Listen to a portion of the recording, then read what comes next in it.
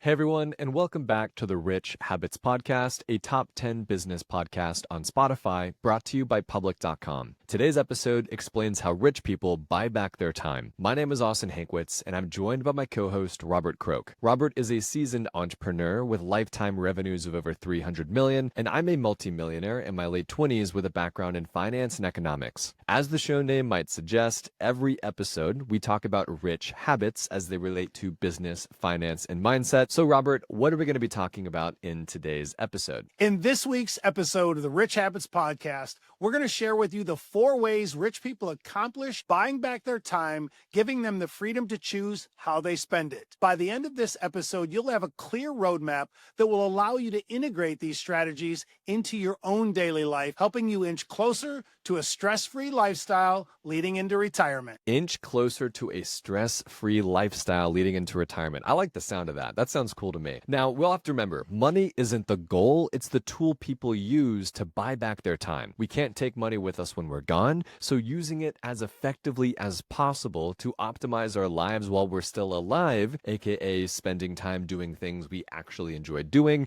is the goal. That's the end game. Full stop. So strategy number 1 that rich people use to buy back their time is understanding the hourly return on investment on their time. Here's what I mean. We all know that working an hourly job pays a specific amount of money, and working a salary job, you can kind of compute and figure out, okay, how many hours a week am I working, right? What's my hourly wage? But what's the hourly wage you pay yourself? Do you believe that running errands or grocery shopping on the weekends, or maybe the time you spend cutting your lawn, or how much time it takes you to clean your house, do you think that is time well spent? If you're ever going to be able to buy back your time, you first need to understand what your time is actually worth. We've all heard this funny analogy where if Elon Musk dropped $100 bill on the ground, it wouldn't be worth his time to pick it up. Whereas if I saw $100 on the ground, I am jumping for it. And the reason why it's not worth his time is because he makes so much more money making these important decisions for Tesla or SpaceX or Neuralink or XAI or whatever these billionaires do with their time. And speaking of Elon Musk, he's definitely going to be benefiting from our third strategy, so be sure to stick around and listen to that one. But it's really important to understand that if you're ever going to buy back your time, you need to understand what it's worth. Yeah, and I want to give an example here. So if you spend 5 hours of your time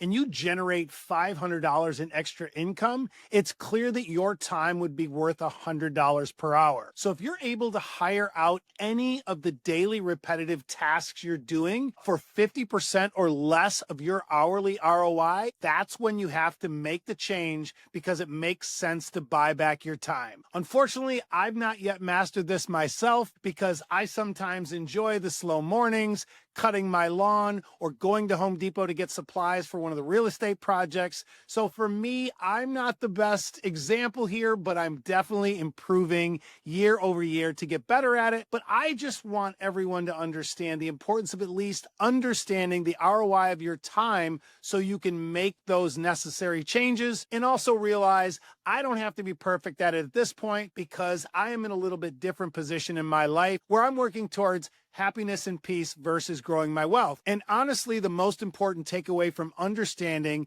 the hourly ROI of your time is creating a life where you have systems and processes in place that reduce friction and headaches. You guys hear me talk about it all the time. I don't like friction. I hire accordingly and have the processes to make sure that everything goes smoother within all of my organizations. The less friction there is, the more I can get done in a day, but the better I can be at it. I love that equation you use, right? 50%, if it costs 50% or less, that's when it begins to make sense to go higher, figure out that repetitive task. For me, it's cleaning my house. I've got house cleaners that come every single week. They're amazing. Shout out Sylvia. But I pay them $140 and they're cleaning my house. It takes about maybe 2 hours. And in my opinion, I'm like, wait a second. Oh my gosh, for $140, I can save what would be 3 or 4 hours of my time on a Saturday where I could go be doing other things or making money or building my business, whatever. So figure out for you, what is that repetitive task that either you don't like to do,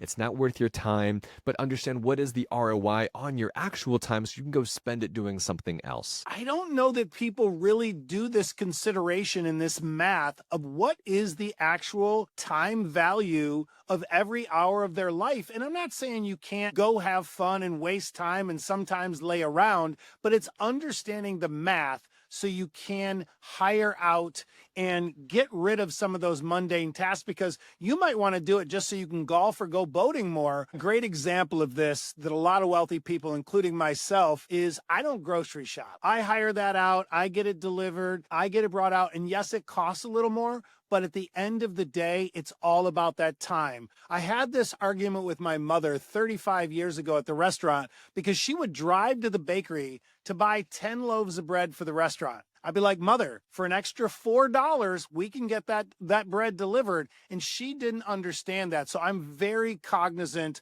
of why and how I spend my time. And grocery shopping is one of them that I don't do, but there are many others where I try to make things simpler. So that leads us into strategy number 2, buying expertise from people who've already mastered their craft and made the mistakes. And no, we're not talking about the fake gurus who promise you millions of dollars from trading Forex or meme coins. We're talking about getting true mentorship from industry veterans and accomplished thought leaders who have decades of experience doing the things you're trying to learn and succeed at. The goal here is to buy speed, and everyone needs to understand this, because why learn from your own mistakes when you can learn from someone else's? For example, there have been plenty of times in my life and career where I was mentored by someone who better understood the numbers in real estate more than I did early on. So therefore, helping me avoid all of the pitfalls, losing valuable time and money in my first deal. But now on the flip side, I now get the opportunity to mentor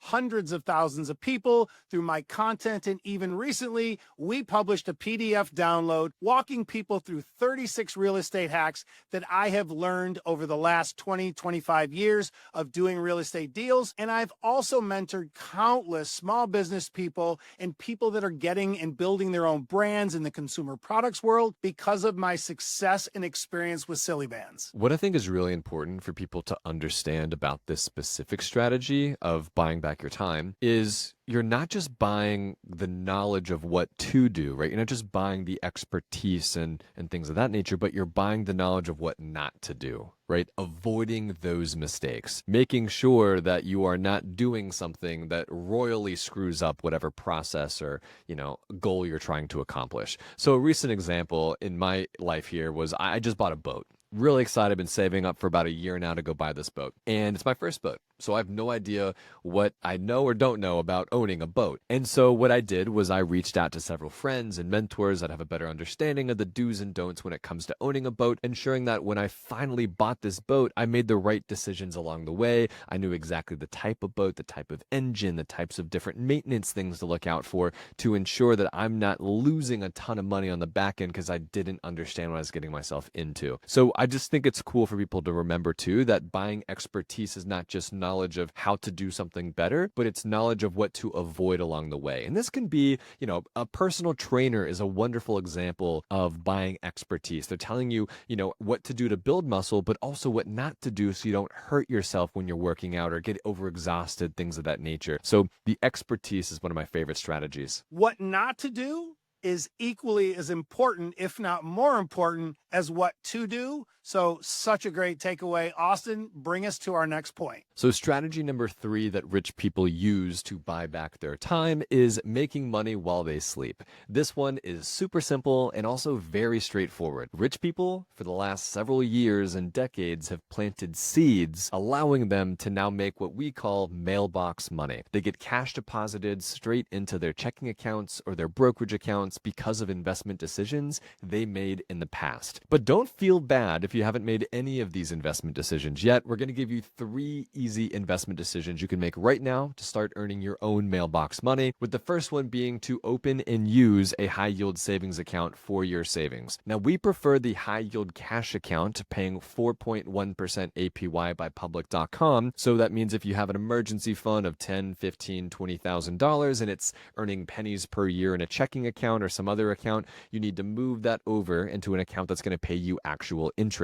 I earned $169.12 last month on my savings because of my high yield cash account on public.com. And that's just for having my money sitting in the right type of account. I didn't do anything fancy. Now, number 2, monthly income through NEOS funds. These are ETFs traded on the stock market. You can use any brokerage you want to buy them. Of course, Public works, but Schwab and Robinhood and Vanguard, whatever, just go find them. They track the index funds we love while paying 12 to 15% yield per year on your money. I've got about $55,000 of my own money invested into these right now. My goal is to get it to $100,000 by the end of the year. And once I achieve that goal, I'll start making $1,650 per month in mailbox money paid right to me just for investing my money correctly. And finally, number 3 is real estate. We like Fundrise as a way for anyone to start investing into this asset class with as little as $10. Their flagship fund is what we recommend and are invested into, and we're both in the green this year. They pay investors out on a quarterly basis, similar to stocks, but you're of course investing into a diversified asset class. Remember, mailbox money comes in many forms. It can be business ownership, crypto, portfolio income, like what Elon Musk does, only getting paid in stocks and not cash to run his companies. The key here is to start investing early and often, stay consistent, and as we always say, be diversified so you can start earning money while you sleep. And I just want to emphasize, portfolio income isn't just the cash paid to you, but it's the value of your portfolio going up over time as well. So I'm up, I don't know how many tens of thousands of dollars this year in my own portfolio, but like that's money that hasn't hit my bank account, but it is my net worth going up over time, right? Let's get into our 4th and final strategy, the art of saying no. The word no is a complete sentence. So the sooner you learn that, the better off you'll be. Rich people say no to opportunities and experiences all the time because they've realized it pulls them away from their end game goals and they like to stay focused. This could be a business goal, a health-related goal, a relational goal. It doesn't matter what you're trying to accomplish. Saying no to distractions will help you get there faster. The biggest takeaway from saying no is not falling victim to the shiny ball syndrome. For decades, I've watched intelligent, talented people struggle financially because they've not learned how to say no and they lack execution on their goals because they bounce from project to project and continually waste their time and many times lose money because they can't stay focused on the winners and really see them through and they bounce around way too much. I really like how we kicked off this strategy. The word no is a complete sentence. It is. No, I don't want to go do that. No, that doesn't help me. No, I don't want to do those things, right? That's the easiest way, really. Anyone can begin to buy back their time. But a lesson that I've learned in my business and in my relationships, and maybe not so much in my health because I don't work out as much as I should, but a lesson I've learned over the last half decade in the things that I do is the word compounding and how important compounding can be. So instead of seeing a little bit of success with something new and then getting inspired to take that and go start something else, and then, oh my gosh, it worked. Let's go do another thing. Let's go start that new thing. Find the thing that works for you, that you enjoy doing over a long period of time, and just get 1% better at it every single day. And instead of taking all that time and inspiration and excitement to go start something new, go double down on what's already working in your business, in your relationships, in your health, whatever you're trying to accomplish, whatever the theme is of that thing. Consistently get better every single day about it. Compounding effects will take hold after the first 1, 2, 3 years, and they can be glorious. So in summary, rich people buy back their time in 4 distinct ways: by understanding the ROI on their hours, by buying expertise from people who've already done what they're trying to accomplish, by making money while they sleep, by owning equity and growing businesses and real estate, and by saying no to distractions. I really enjoyed putting this episode together because I think it's a really good blend of mindset to help people get on track, but then also strategy so people can really go, hey, wait a minute, do I need to make changes here? I need to better understand what my time value proposition is and really put themselves in a better position to be able to say no much more often. So before we jump into our Q&A section of this episode, let's take a moment to hear from our sponsor, Masterworks. Get this, Robert. Half of financial advisors are now allocating to alternative investments and strategies to manage their portfolio risk. And over 2/3 of millennials are investing in alternatives. That's over 67% of millennials have their money invested into things that aren't stocks and bonds. Now, two of the big reasons that these advisors are diversifying with alternatives is to reduce exposure to public markets and find alternative sources of returns. Now, of course, with alternative assets, there's a ton of different options out there. We actually just talked about Fundrise and real estate, but one of them that we are also invested in is fine artwork, the valuable paintings by iconic artists like Picasso, Warhol, and Banksy. I'm not an art expert, but that's kind of the point. We've both been using Masterworks as an investing platform to diversify our portfolios into this asset class for 5 years now, and it's become so easy. You don't even need an art history degree to do it. That's right. Both of us invest with Masterworks, the sponsor of today's episode, and we've even interviewed their founder and CEO, Scott Lynn, on the show, so make sure you check out that episode. With Masterworks, you don't need to spend millions of dollars to invest in multi-million-dollar art. They've offered investments in almost 500 works to date with over $1.2 billion in invested capital. They've also exited 23 works so far, with investors realizing annualized net returns, including 17.6%, 17.8%, and 21.5% on those works held longer than 1 year, excluding unsold works. So join over 1 million Masterworks users at masterworks.art/rich habits, which is also in the show notes of this episode. As with any investment, past performance is not indicative of future returns. Investing involves risk. Sale returns are not inclusive of unsold works, and important Regulation A disclosures can be found at masterworks.com/CD. So as a reminder, if you have a question to ask us, head it over to Instagram and DM us at Rich Habits Podcast, or send us an email at richhabitspodcast@gmail.com. We get thousands of questions every single week, and we try and answer them on the show. So our first question actually comes from Instagram, from Anna E. Anna says, "Hi, I'm interested in learning more about house hacking, and in researching my area, I live in Los Angeles, I found a duplex for $1.3 million.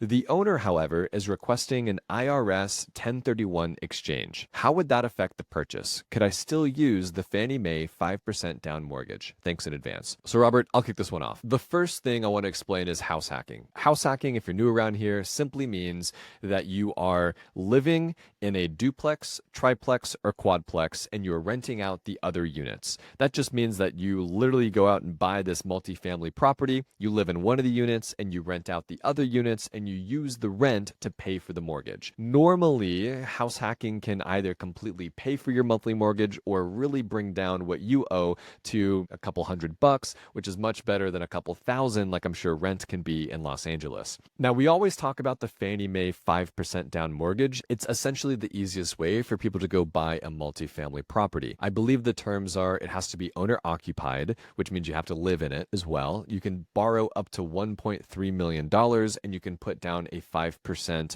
down payment, and you get the mortgage, assuming you have the right credit score and debt to income ratio, stuff like that. So Robert, why don't you dive into the specifics as it relates to the 1031 exchange, maybe talking about first what that means, and then two, does it impact her process of getting this multifamily? The 1031 exchange is not going to affect you at all getting the Fannie Mae mortgage. One does not have anything to do with the other. And the 1031 exchange, what it essentially means, if someone wants to sell a property, buy a like-kind property, it could be of greater value or lesser value, within 180 days, then they don't have to pay the capital gains tax on the sale. That is essentially what the 1031 exchange is. So in this instance, it will not affect you at all. It doesn't affect the purchase price. As long as you qualify with credit score, I think the Fannie Mae right now, you have to have a 630 credit score or higher, and you have the 5% down payment, you have the job verification, you will be good to go.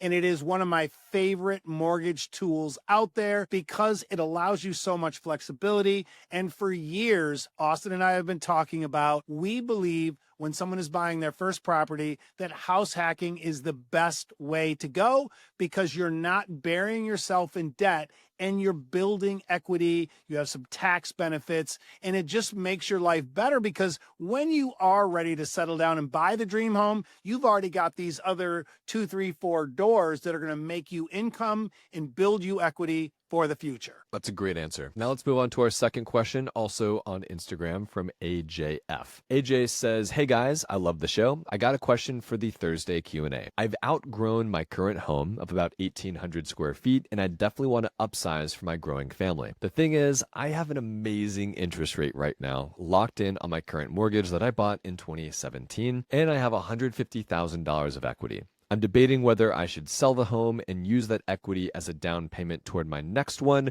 or maybe I keep this property and I use it as a rental. Do you know, however, of any other creative strategies to recommend to upsize while making the most of my current equity and low mortgage rate? My current rate is 2.8%, and I know I'm not going to get anything close to that nowadays. Thanks in advance." Robert, you want to kick this one off? I would love to. I think you're in a great position. I personally wouldn't sell it with a rate like that, but the things you have to ask yourself are, is the property cash flowing? If you keep it as a rental, will you have positive cash flow every month? If the answer is yes, you just have to consider what that is. And then also you have to look at what is the capital appreciation year over year for that property. So let's say that the cash flow is 4% and the capital appreciation is 4%, giving you a total return of 8% year over year. I like it. Anything that's above a 7, I think is a great investment for you, because some areas start to grow more and more, which then increases your cash on cash return.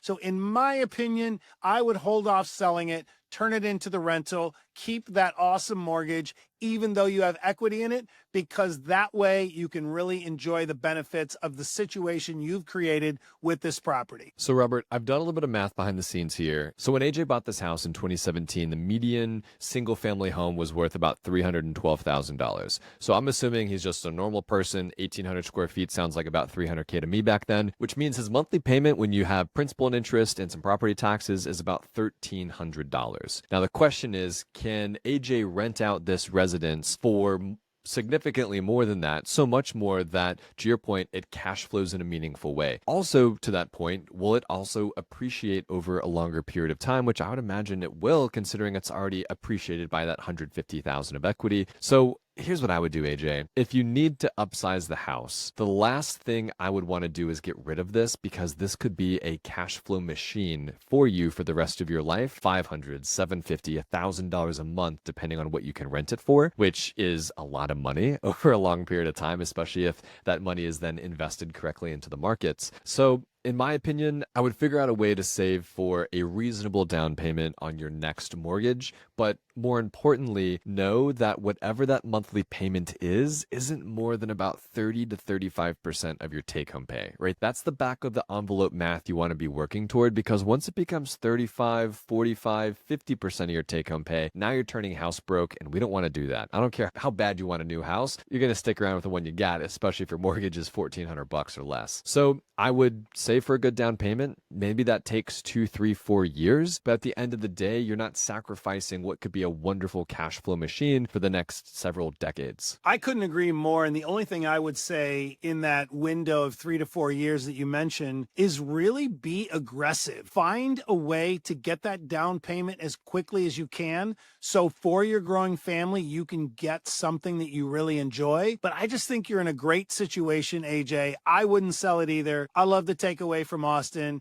Keep it, find a way to get a side hustle, save more money, change your budget a little bit so you can really set yourself up for the bigger home while not sacrificing what seems to be a really good investment. Now, before we jump into our last question from Rebecca, I want to take a moment to hear from Public.com. If you're looking for an online brokerage platform that was actually built during the century, give Public.com a try. On Public, you can invest in almost anything: stocks, bonds, options, crypto, and more. And if you're like us and you keep that emergency fund like I talked about, you can take advantage of that 4.1% APY that's offered by their high yield cash account. Discover why NerdWallet gave Public 5 stars for its ease of use and investment selection. Fund your account in 5 minutes or less and earn up to $10,000 when you transfer your investments over to Public. And for a limited time, Public Public is offering a 1% match on all IRA contributions. So if you're finally listening and investing towards your Roth IRA this year, do it on Public and earn 1% match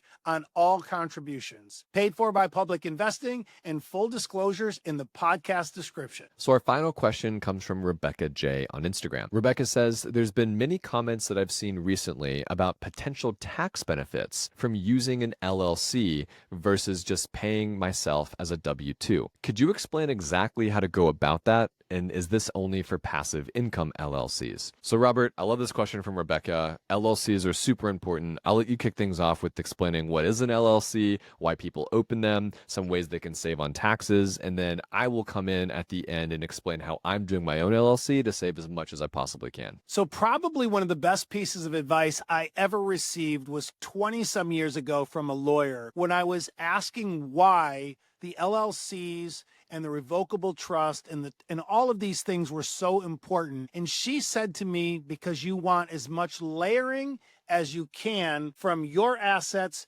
to anyone that wants to take them. And I know that sounds harsh, but it can be as simple as someone falls on your property and sues you and comes after your personal assets. That is why LLCs are so important. Limited liability corporation. By having that layering, it gives you protection from prying eyes, from people trying to come after your personal assets, and gives you that layering that's necessary to grow your wealth and really build that insulation to keep you out of trouble and out of harm's way. So for me, when it comes to real estate or businesses, I have a separate LLC for every single business to give me that proper layering. Then I have a holding company that sits on top of the LLCs, and then a revocable trust that ultimately operates and owns all of the assets within. And the whole goal, as I stated, is layering and protection against anything that could happen where people could come after you personally. I see it all the time where people don't have things in LLCs. They have an unfortunate lawsuit happen. They could lose everything over a lawsuit that could be curtailed if they had everything properly set up in these LLCs that we discuss. Yeah, having some protection through an LLC is super important. And as it relates to the tax benefits, so let's say you're a W-2 employee at a company and your salary is $100,000. So what's going to happen here is that company is going to pay you $100,000, and every single paycheck that they pay you, they're going to set aside whatever that would turn into for federal income tax, for state income tax, depending on where you live, for Medicare and Social Security taxes, and then that's the money that gets deposited into your checking account. Now, when it comes to an LLC, let's say, for example, that does $100,000 a year in revenue because maybe you're a freelancer or you're selling a product or a service, something of that nature, you make $100,000 as top line revenue to this business. Now you go out and you're not paying taxes on anything yet. You are now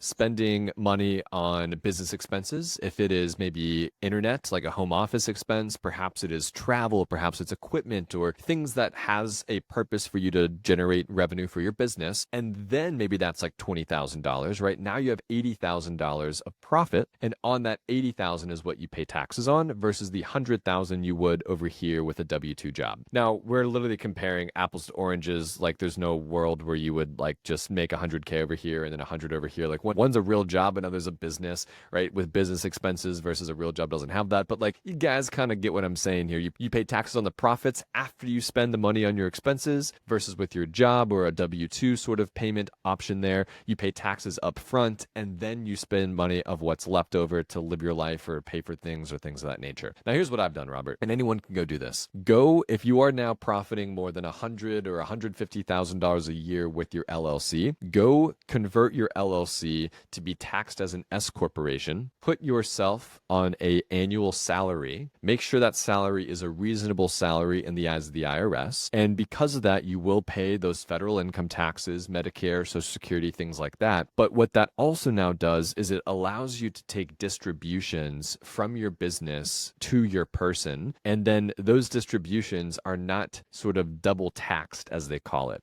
You won't have to pay Medicare and Social Security taxes on that. Your business won't have to set aside taxes if it was just paid to you as a W-2. So those distributions you just pay federal income tax on, or state, I guess, income tax, depending on where you live. I'm in Tennessee. We don't have that. Robert's in Florida. He doesn't have that there either. I guess what I'm saying is work with a CPA and a tax accountant that's going to help you structure your business in a way to optimize for taxes over a long period of time, assuming you are doing 50, 100, 150,000 a year in profit in your LLC. And a couple things to add to that I think are important is, number one, make sure that when you're doing all of this and setting these up, have a registered agent for the LLC that is not you. So many people make the mistake of having their own name and their own information as the registered agent for these LLC companies. Don't do that. Use your lawyer, use someone that does not have the same last name as you, because all they are is exactly what it says. They are basically the person that accepts the mail for that company, and you want to have the anonymity by not using your own personal name. And then I would say secondarily, as Austin alluded to with the tax benefits of these LLCs, make sure you understand, even if your company is new, it's a side hustle, you've memorialized it into this LLC, you can still make and receive these tax benefits for the part of your home you work out of, for some of your car miles, for part of your cell phone bill, for your office equipment. All of these things can be proportional write-offs towards this LLC, even if you're not yet making a profit. And like Austin alluded to, make sure you don't fall victim to one very important thing, and that is you can start with a single member LLC and then change it to an S election, an S corp, once you start making that 150,000 in profit, but you can't start as an S corp and migrate backwards to an LLC if you're not making the profit. So make sure you understand that before you go into this, because a lot of these fake gurus will tell you to open an S corp, and you need to understand you want to be consistently making that money. And a lot of times the first year or two, you don't know exactly what you're going to make. So start out with the LLC and then migrate to the S election later on. And then back to your point, though, about making sure that you've got the right write-offs and you're doing those things, tracking those expenses. The easiest way, anyone that's a small business owner, a solopreneur, a side hustler, someone that has an LLC that's making money and also spending money for their business, to bucket those expenses and keep track of their spending, is to use the Xena card. This has been a game changer for my business. I'm sure Robert's as well. It's called ZENA.com. Xena card. I cannot express how awesome this card has been for me.